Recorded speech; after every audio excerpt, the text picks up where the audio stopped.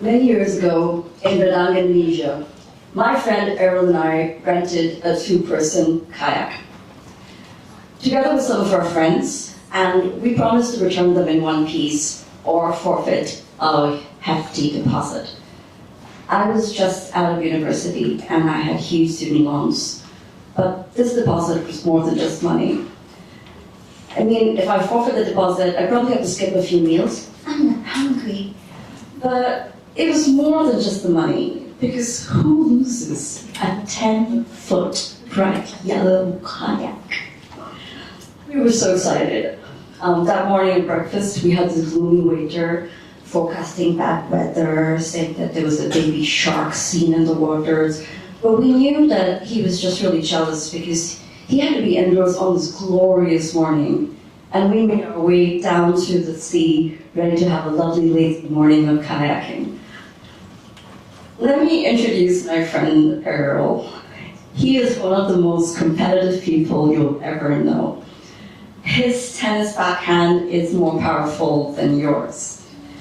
He volunteers at more places, at better places than you do. And his laundry folding techniques are more optimal than yours. So he brought his A game to the kayaking and we powered off, outpacing everyone. The other kayakers, some of the snorkelers out in the middle, and even those little red buoys that mark the boundaries. Guidelines, right? So I was having the best time. The best place in a two-person kayak, the second-person seat. I was paddling, wind in my hair, letting Errol guide us out to this rocky outcrop way out there. And as it came closer, it was a pretty big rocky outcrop. And the kayak is now being drawn by the currents to the rocks, and we are bumping and thunking and scraping against the rocks. It'll be fine, I said. It was not fine. The kayak starts getting a little sluggish, and at first I think, maybe I'm tired. I have noodle arms. But no, the air hole in the kayak is now taking on water. And did I mention we scoffed at the idea of life jackets, so we're not wearing any? So naturally we turn back, but now it's like dragging two pieces of Velcro against each other. And the kayak is getting lower and lower in the water. And I am numb, and it's nothing to do with the cold temperature. That old, the fierce feeling of getting the deposit back, now that it's changed into something different. Three things. One, we're gonna get this kayak back.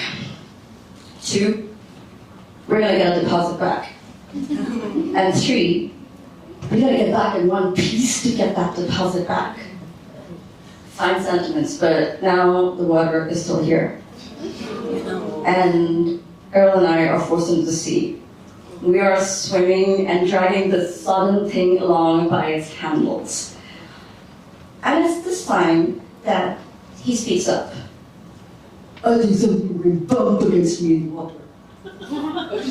My head snaps in the water, and I'm not wearing goggles, so I can't see anything. There's just a bit of light around the edges, and a deep black nothingness. Seaweed, I suggested. What is the shark? Oh, right. What had that waiter said? Panic fills me. This kayak is going to take us down like a millstone. We are never making it back to shore. And now there's something in the water going bump against us? The sound of the sea surrounds me, together with the sound of us swimming and pulling along. And take a deep breath. Don't imagine drowning. Don't imagine there's a monster in the water with us. Heck, if I have to imagine something, let me imagine the line of sand coming closer to us. And I take a deep breath, and I say out loud, as much for myself as for anyone else. Sure, straight ahead. And the panic is still there. But now the panic is obeying orders. Eyes burning, lungs burning, arms burning, legs burning, but we swim on in unspoken agreement. And I do not know how long it took, and it felt like forever. but we finally see the sandy bottom coming out to us. We stumble out and collapse on the sand. And then we try to pull the shot up. We see the kayak in the shallows and we're going to pull it in. It is sodden, it's full of water, it weighs a ton, but it's in one piece and it is beautiful. And then as we're pulling the kayak out, there we see that the peril that we were in.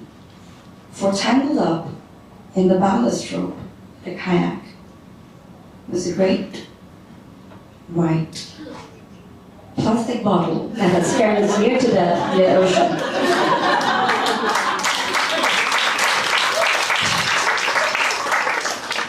Ladies and gentlemen, we got our deposit back.